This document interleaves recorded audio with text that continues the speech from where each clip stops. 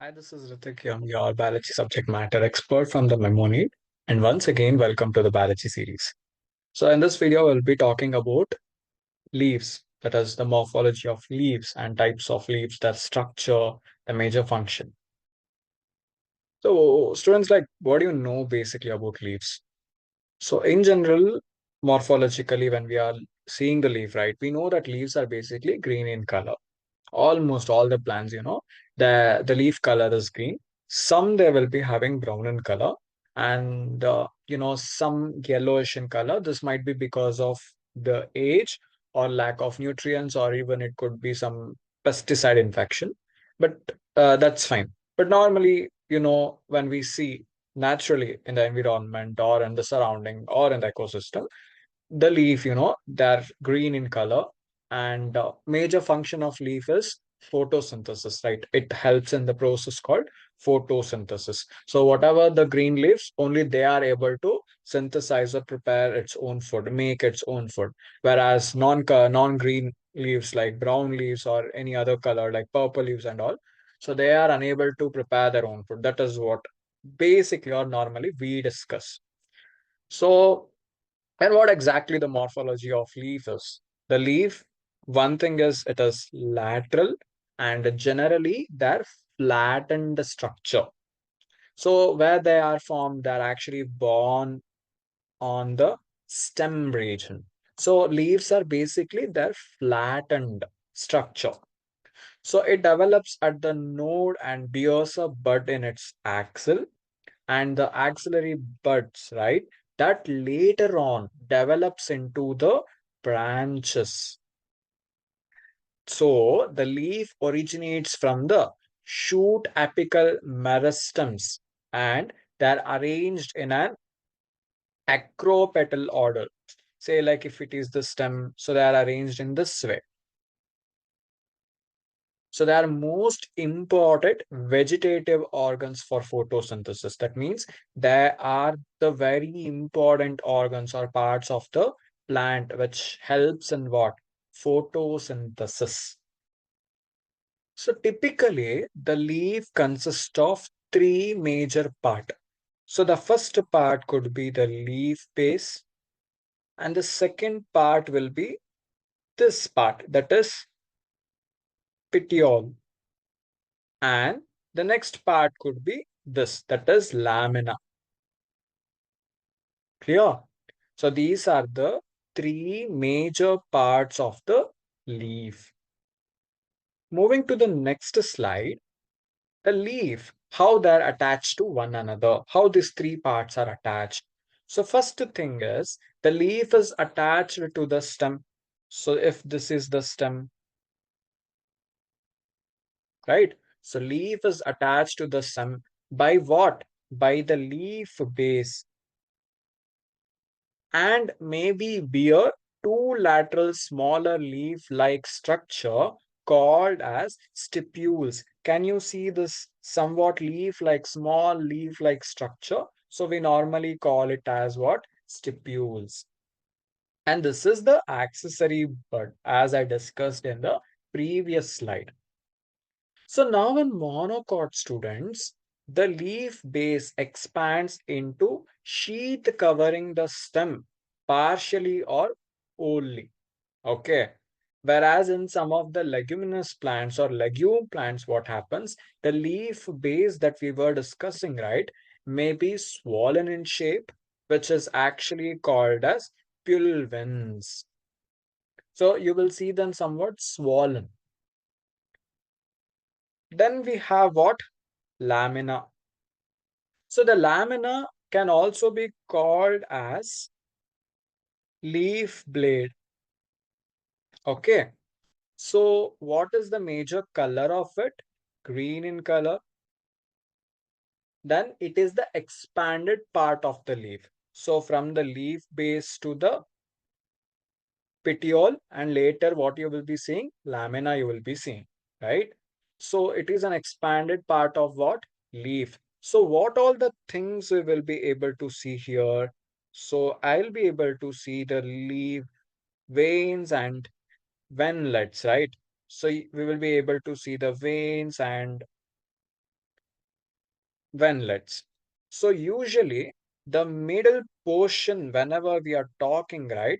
So the middle prominent vein, which is known as midgut, which is known as what? Midgut.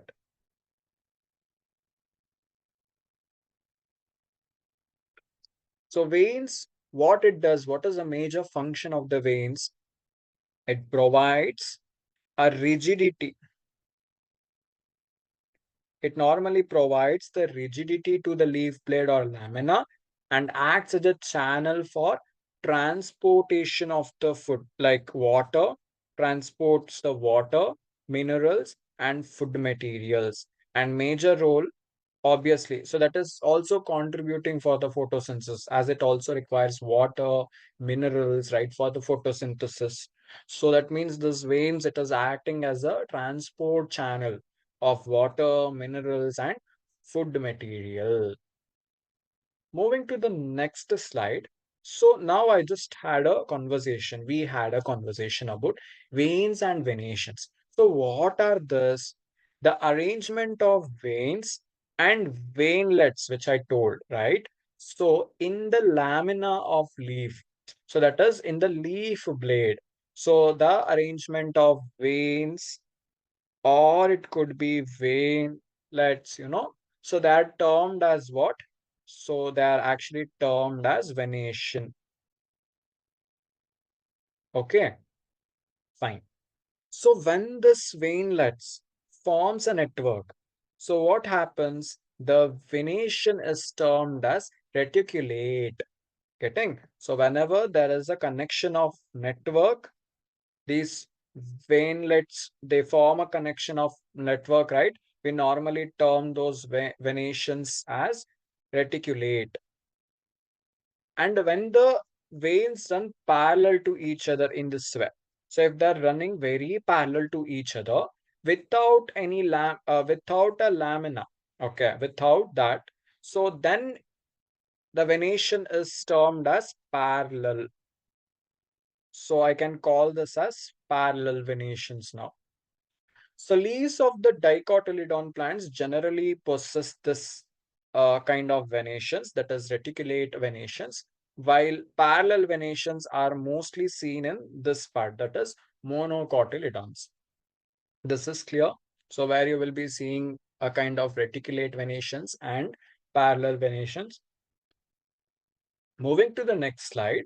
So this slides actually says you about types of leaves.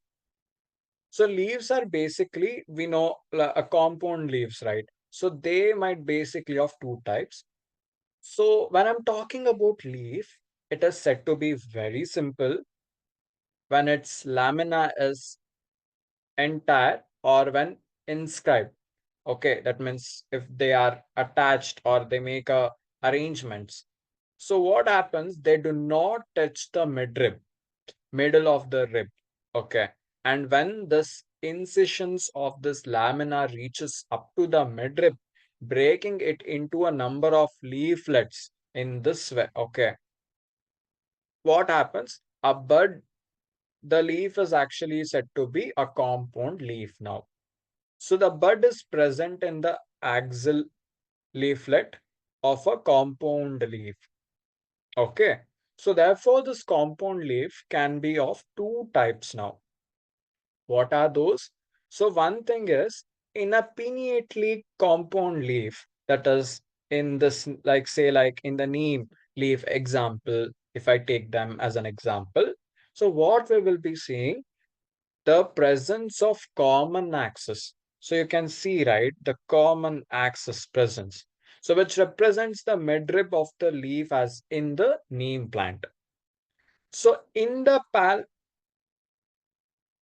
palmatic compound leaves, so what happens? The leaflets are attached at a common point. Say if this is the common point, so leaflets are attached to the common point now, just like this. So say at the tip of the pilioid, so that mostly you will be seeing in the silk, cotton, plants. So this is a two-way how they are attached and how this, uh, you know, the leaflets are being present, how they are being arranged. Based on them, the leaves are of two kind. So one is what? Pinnately compound leaf, and the another one is palmatally compound leaves.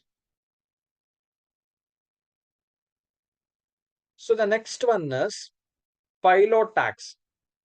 So what is this phyllotax or phyllotaxy? Phyllotaxy is a pattern of arrangement of the leaves on the stem or either on the branches. So basically, there are three types of arrangements. One is alternative arrangement, opposite arrangement, and oraled leaves can be seen. So this is China rose is an example for alternate type of phyllotaxy. A single leaf in alternative type of phyllotaxy, we will be seeing a single leaf arises at each node. Okay, so this is a single leaf and this is a single leaf. So it is, it has arisen at each node in an alternative manner. Say if this is a stem, obviously in an alternative manner, they are being arranged one or the other, something like that. Okay, say an example is China rose, then in mustard and sunflower plant. In opposite type, what happens? That is here, the opposite type, a pair of leaf arises at each node, lies opposite to each other. So before what I told, so it will be arranged like this, right? But in opposite arrangement, exactly here, and another leaf comes. So from one leaf is, it emerges from one part, then from the same exact opposite part, and another leaf will be emerged. So that is opposite leaf. So you will be seeing this kind of leaf in Gaurav, kind of plants, Gova plants, and all. You will be seeing these kinds of alternative arrangement. Sorry, opposite arrangement. Got it. So here you can see an alternative arrangement. So one leaf has been here and another leaf has been here in the same plane. Here, if this leaf is here, just exactly opposite to this, another leaf has been emerged. So now the last, that is old leaf. Okay, old leaf. So what happens here is more than two leaf arises at a same node from which the whorl is called whorlet. Okay, so you will be seeing in this kind of plant now, Alstonia. In those plant, you will see the arrangement of the leaves have been arise from the same or node at the same node. Okay, so this was all about what? Phyllotax. Next, very important thing is inflorescence. So, do you have any idea about inflorescence? What is inflorescence? As you can see in the graph, it does the video image clip and also in the picture. So, something colorful attraction is there, right? So, what happens is when a shoot trip that gets transformed into a flower, it is always what? Solitary. So that arrangement of flowers, right, on the floral axis, arrangement of the flower on the floral axis is called, or it is termed as what? Inflorescence. So depending on whether the apex gets developed into a flower or continues to grow, two major type of inflorescence can be defined. One is racemose and the another one is cymose. So what is racemose then? In racemose type of inflorescence, the main axis continues to grow as you can see here. The flower are borne laterally in an acropetal successions. Okay. Whereas in cymose, what happens in that type of inflorescence, the main axis terminates into a flower. Okay. Hence, is limited in growth. And the flower that we are talking, they are born in basipetal order. So this kind of thing can be seen in cymos. So this is the two types of inflorescence. So based on this, we will also talk about different types of flowers, their arrangement, their position and all in the coming video.